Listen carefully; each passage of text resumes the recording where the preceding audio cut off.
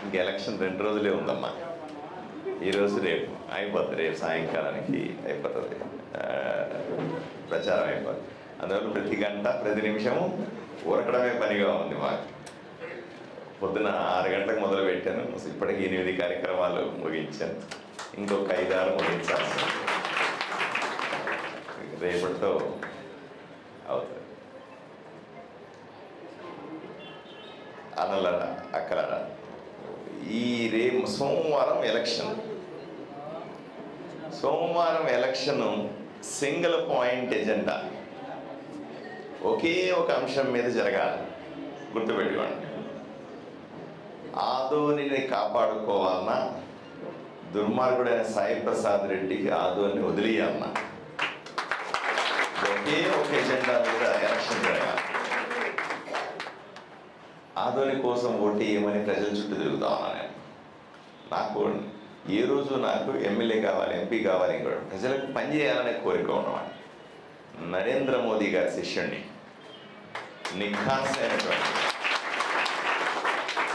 నిఖార్సైన Bharatiya Janata party కార్యకర్త.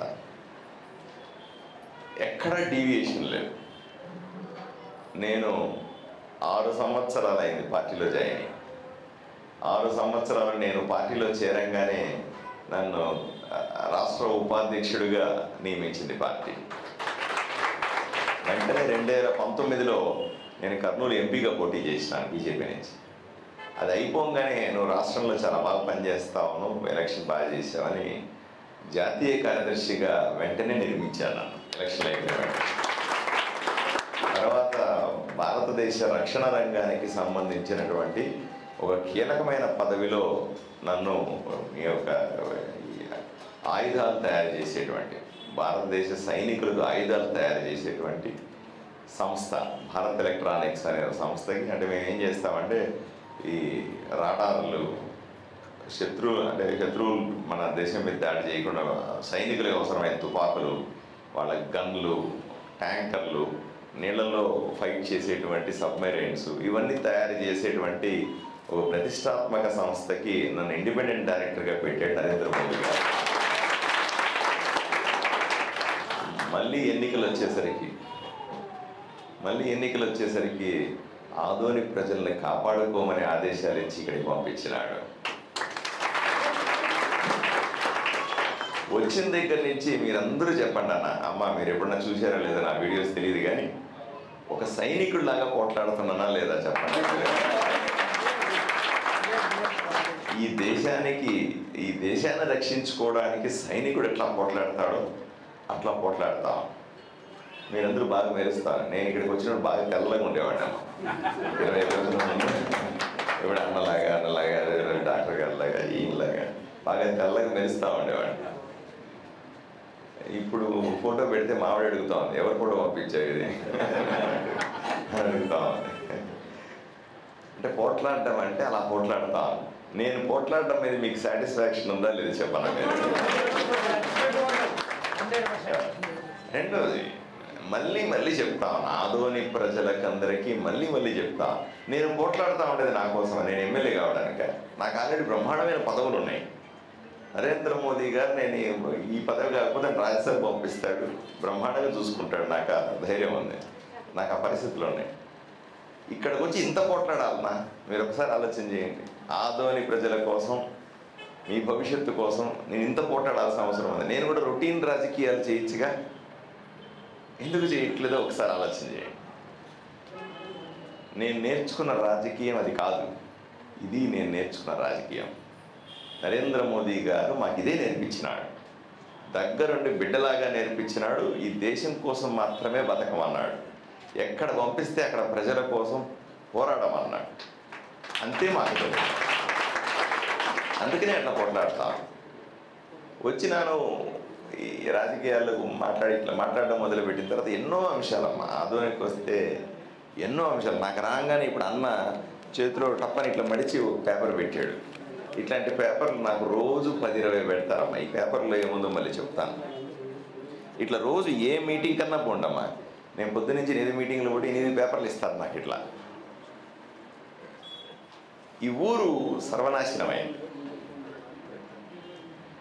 ఈ వారానికి ఒకసారి మంచినీళ్ళు వస్తాయి. ఏమండి, వారానికి ఒకసారి మంచినీళ్ళు ఇస్తే మనుషులు ఎట్లా బతుకుతారు సార్? మీరు చెప్పండి సార్. పోనీ వారానికి ఒకసారి మంచినీళ్ళు అనేది దేవుడు చేసిన తప్ప అంటే కాదు. మీకు అర్థం కావాల్సింది చాలా స్పష్టంగా చెప్తా ఉన్నా.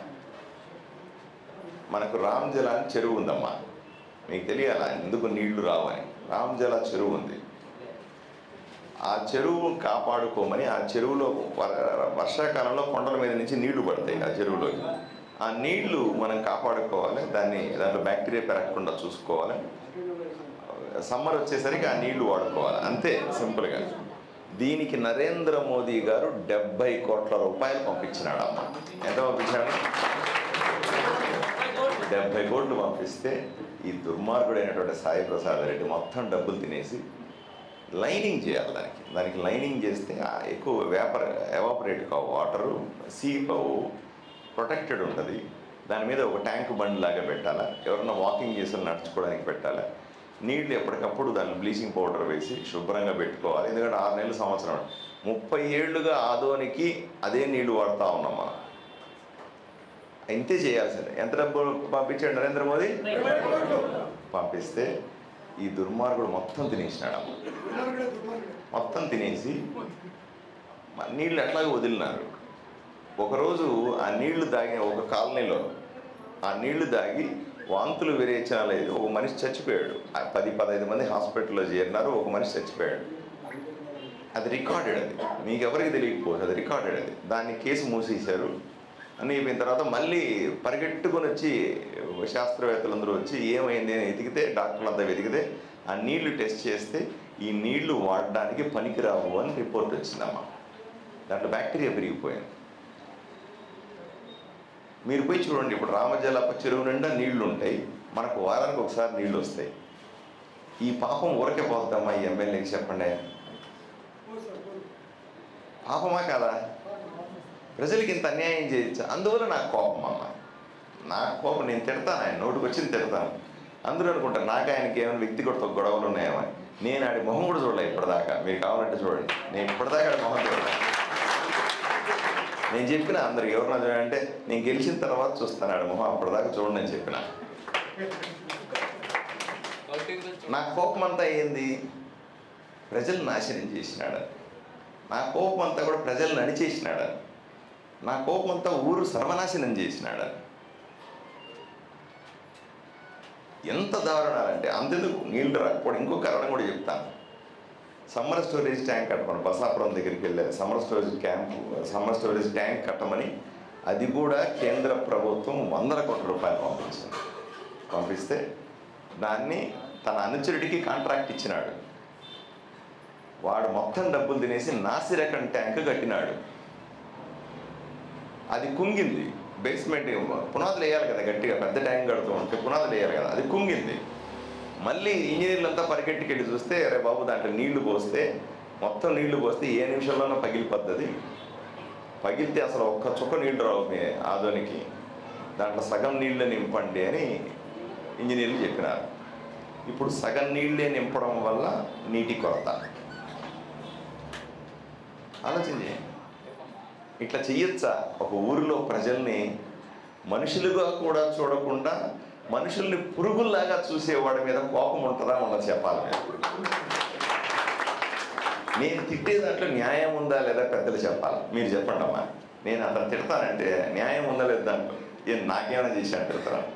వాడు ఊరి నాశనం చేసినా తిడతా ఉన్నా. మళ్ళీ వాడికి ఓటేస్తామా అని అడుగుతా ఉన్నా సీరియస్గా.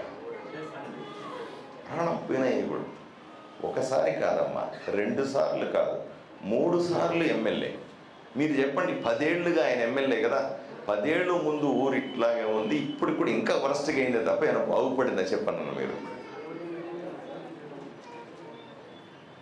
మళ్ళీ చెప్తా ఉన్నా, ఢిల్లీ నుంచి ఆదోనికి డబ్బులు వస్తూ ఉన్నాయి, 100 కోట్ల రూపాయల డబ్బులు వస్తూ ఉన్నాయి. విజయవాడ నుంచి ఆదోనికి డబ్బులు వస్తున్నాయి, 100 కోట్ల రూపాయల డబ్బులు వస్తూ ఉన్నాయి. అది పేదవాడికి ప్రజలకు చేరట్లేదు, అంతే, చేరట్లేదు. ఎక్కడికి పోతా ఉన్నాయి? ఈ ఎమ్మెల్యే సాయి ప్రసాద్ రెడ్డి కొట్టేస్తా ఉన్నాడు.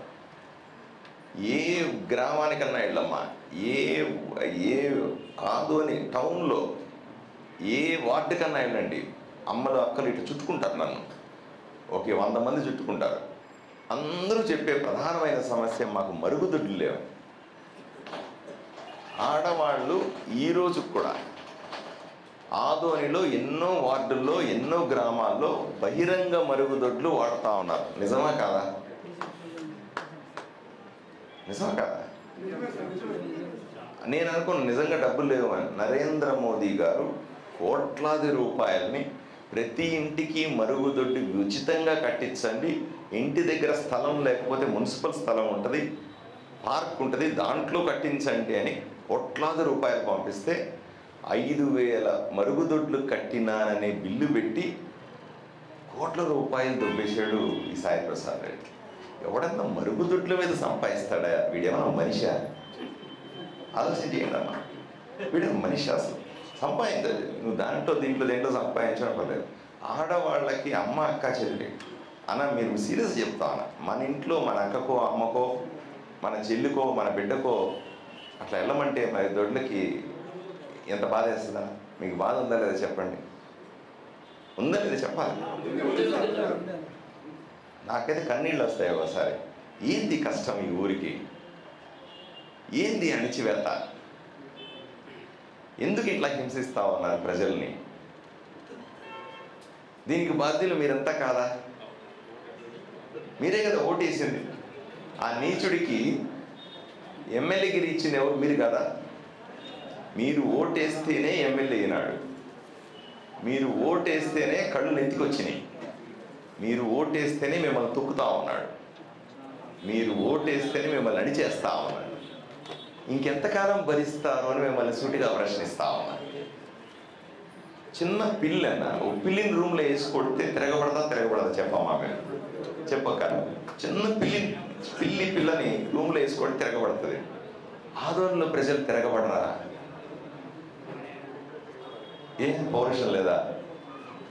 పిల్లికున్న కోపం మనకు లేదా? ఆలోచన చేయాలి కదమ్మా.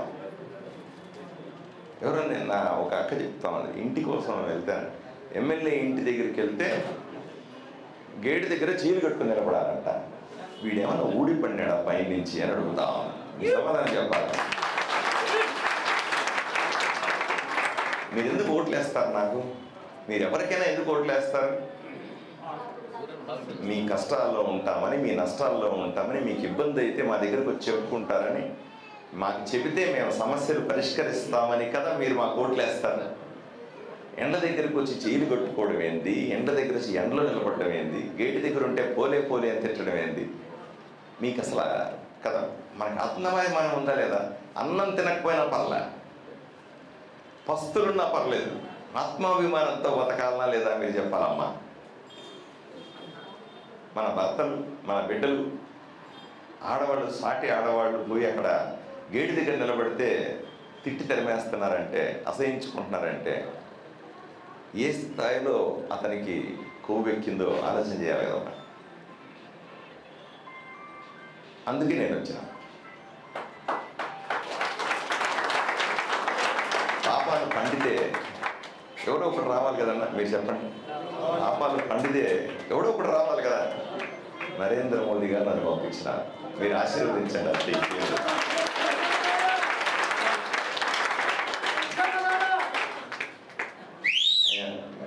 ఇప్పుడు నేను వచ్చినప్పుడు ఒక జోక్ కూడా చెప్తాను. నేను వచ్చినప్పుడు సాయి ప్రసాద్ రెడ్డి బీజేపీకి ఇచ్చేసారట, ఎవరో డాక్టర్ అంట. నాది కర్నూలు సొంతూరమ్మ. నేను లాస్ట్ టైం కర్నూలు ఎంపీగా పోటీ చేసిన. కర్నూలు అంట బీజేపీ డాక్టర్ అంటే నాకు లక్ష మెజారిటీ, నేను హాయిగా నిద్రపోతానని చెప్పినాడు అందరితో. ఒక 10 రోజులు గడిచిన తర్వాత 20,000 కూడా నాకు మెజారిటీ రావాలి. ఇప్పుడు పర్సెంట్కి లక్ష మెజారిటీ వచ్చేలాగా ఉంది, ఏం చేయాలి అంటున్నాడు మనిషి. నేను చెప్పిన 600 అయినా 100 ఆరైనా ఈ దూలానికి సాయి ప్రసాద్ రెడ్డి ఎలాడినా సరే నేను ఎమ్మెల్యేనే.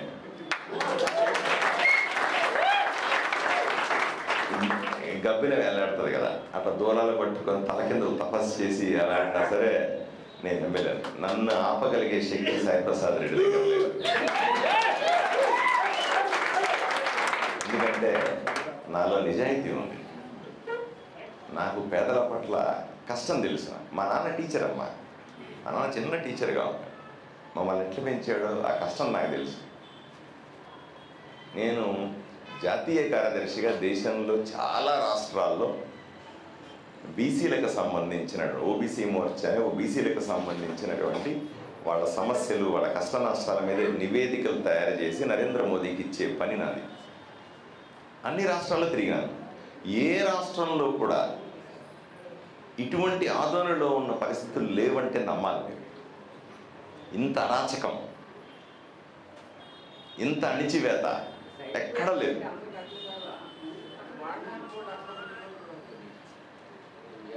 నేను ఒకటే మిమ్మల్ని ఈ ఎలక్షన్ చాలా స్పష్టంగా చెప్తా ఉన్నాను. ఈ ఎలక్షన్ని మీరు ప్రజలకు చెప్పండి. మీ సమాజంలో, పద్మశాలి సమాజంలో అందరితో మాట్లాడండి. ఈ ఎలక్షన్ ఒకే ఒక సింగిల్ పాయింట్ ఎజెండా మీద ఉంటుంది. ఆదోనిని కాపాడుకోవాలన్నా, ఈ దుర్మార్గుడైన సాయి ప్రసాద్ రెడ్డికి ఆదోని వదిలేయాలా అనే సింగిల్ పాయింట్ ఎజెండా మీద ఓటేయాలి. మీరంతా నిర్ణయం తీసుకోవాలి, మాట్లాడుకోవాలి. ఇంకోటి మాట కూడా చెప్తాను చూడండి. ఈ హాల్లో ఉన్నటువంటి 200 మంది నాకు ఓటేస్తే నేను గెలిచిపోతానయ్యా, ఏమ్మా అలా గెలిచిపోతే సాధ్యమవుతా? మీ సమాజం అంతా, పద్మశాలి సమాజం, ఆత్మీయ సమావేశం పోయి మాట్లాడండి. అందరూ మీ 5,000 ఓట్లు, 6,000 ఓట్లు, 7,000 ఓట్లు ఉంటే మాట్లాడుకోండి. మీ ఇంట్లో మాట్లాడండి, మీ పక్కింటి వాళ్ళతో మాట్లాడండి, వెనకింటి వాళ్ళతో మాట్లాడండి, పద్మశాలందరికీ ఫోన్లో మాట్లాడండి. అందరూ ఒక తాటి మీదకి రండి, ఒక మాట మీదకి రండి, ఒక్కటిగా ఓటేయండి. నా కోసం వేయద్దు, ఊరి కోసం ఓటేయండి.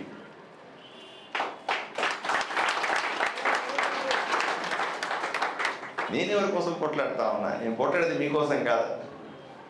నేను ఎమ్మెల్యే అవ్వాలంటే ఇంత పోట్లాడనక్కర్లా, అవునా కదా? నిజం చెప్పండి. నేను ఎమ్మెల్యే అవ్వాలంటే ఇందుకు పోట్లాడాలా? ఇంత కోపం ఎందుకు తెచ్చుకోవాలి? మీరు నా కుటుంబాలతో కలిసి ఉన్నారు. నేను ఒక్కడే వచ్చి పోట్లాడతా. నా కుటుంబం ఎక్కడో ఉంది, నేను ఒక్కడే వచ్చి ఇక్కడ పోట్లాడుతా ఉన్నా. కుటుంబాన్ని ఇక్కడ తెచ్చుకోవాలి. మళ్ళీ చెప్తాను, నేను చాలాసార్లు చెప్పిన ప్రజలకు కూడా, నేను కర్నూలు నుంచి వచ్చినాడు, మళ్ళీ కర్నూలుకి వెళ్ళిపోతాడు, అది ఇది అని నేను ప్రచారం చేస్తున్నా. సాయి ప్రసాద్ ఎట్టి పరిస్థితుల్లో ఆదోనికి వచ్చినాను, నేను ఇంకా ఆదోనిలోనే ఉంటా.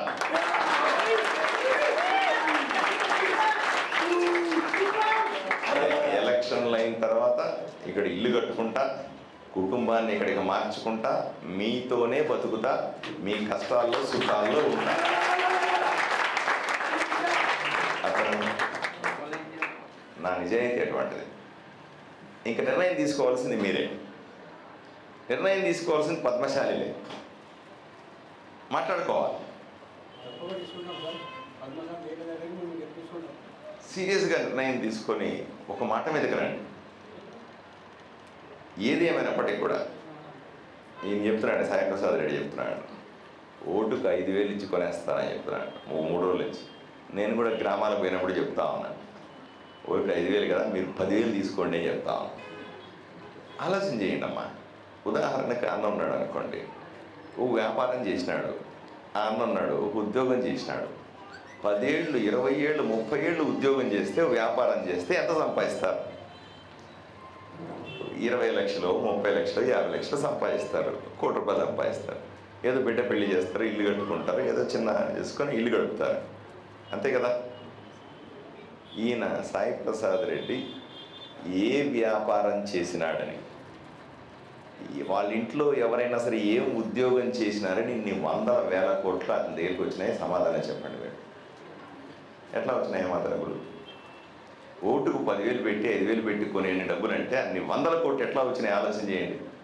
ఆ డబ్బులన్నీ ప్రజల దగ్గర కొట్టేసినవి కదా, చెప్పాలన్నా మీరు. ప్రభుత్వాలు మీకోసం డబ్బులు పంపిస్తామంటే మీకు చేర్చకుండా మధ్యలో కొట్టేసిన డబ్బులతో ఈరోజు ఎలక్షన్లకు 5,000 ఇస్తాను, 10,000 ఇస్తాను మాట్లాడతావా? నేను ప్రజలకు చెప్పిన, కొన్ని గ్రామాల్లో చెప్పిన, కొన్ని వీడియోలు కూడా చెప్పిన, డబ్బులు తీసుకోండి, 10,000 తీసుకోండి, నాకు ఓటేసేయండి అని చెప్పిన.